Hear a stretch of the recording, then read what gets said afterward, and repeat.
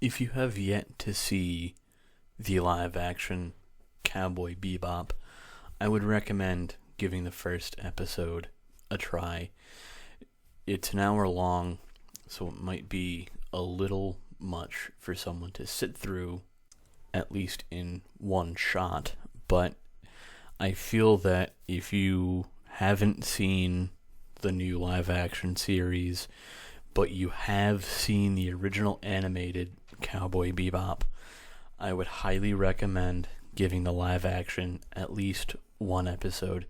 before you make a concrete decision on whether or not you want to continue watching the series. Now, I watched it and I want to continue watching it because I like it. I'm one of the very few people that enjoys the live action Cowboy Bebop for what it is and what it does. I feel like it's sort of unlike a lot of other live action anime adaptations, which we might get into later in this video, but I'm not too certain. I did take some points down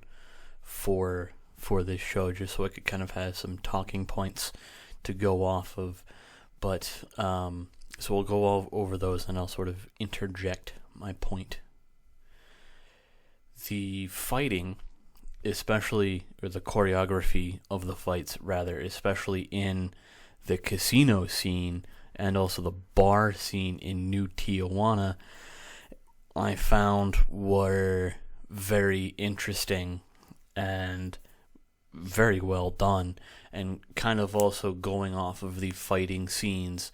the POV shots in New Tijuana were also somewhat very interesting,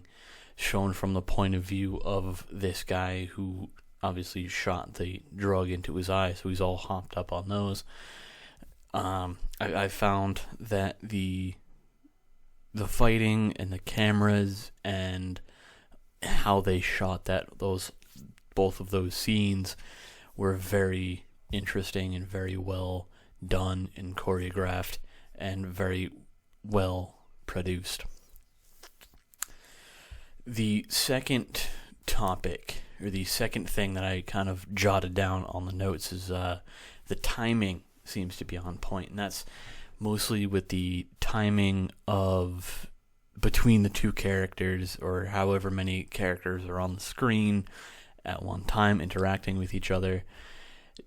and especially with Spike and Jet, the sort of interactions between those two when they were on screen together were very well. The timing between those two actors is very good, or I should say was very good, and it had seemed like they had worked with each other for many years, which in the actual series Cowboy Bebop, the animated show,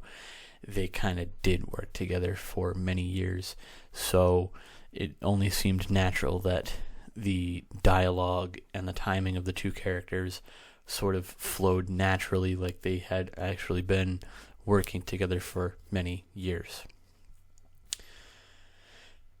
Another point sort of that kind of ties into point number 2 is Faye's introduction to the show. I thought the timing of her introduction was good, and the way that she fed off of Spike and also fed off of Jet, and sort of the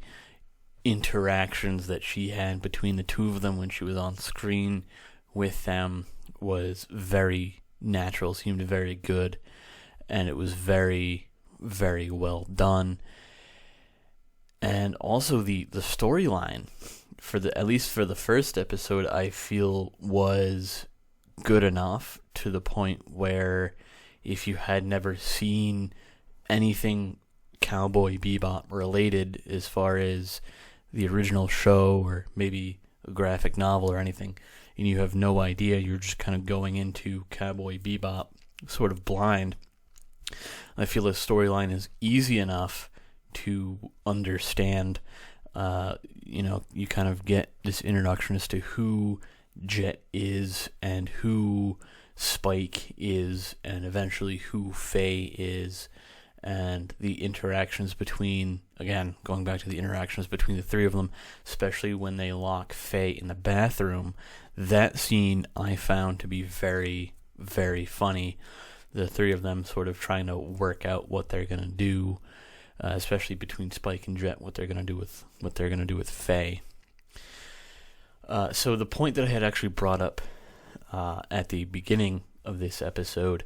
I didn't write down, but there's sort of this whole thing with people who, when Cowboy Bebop first aired on Netflix, the live action version, it obviously got a lot of mixed reviews. A lot of people hated it, and it actually resulted in Netflix canceling plans for the second season, which I would have liked to see them make, because, I feel that the live action of Cowboy Bebop is sort of an extension of the show, the animated show, and I think that's why a lot of people didn't like it, is because